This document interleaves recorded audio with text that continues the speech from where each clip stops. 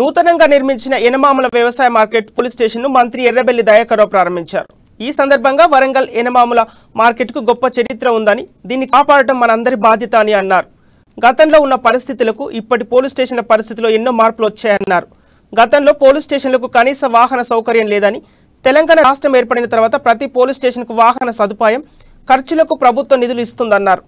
హోంగార్డుల జీతాన్ని పెంచి వారి గౌరవాన్ని పెంచిందన్నారు.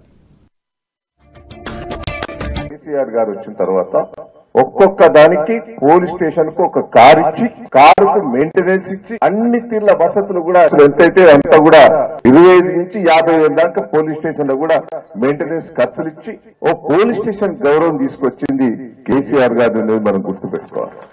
హోంగార్డ్స్ జీతాలు అయితే 12,000 ఉండేది. నేను అప్పుడు ఎస్పీలు మేము చెప్తే హోంగార్డ్స్ పెట్టుకునేది.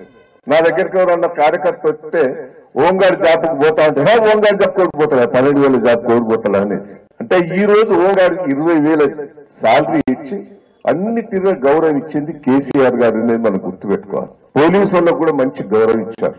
ప్రజలను కూడా అనవసరంగా కొట్టొద్దు,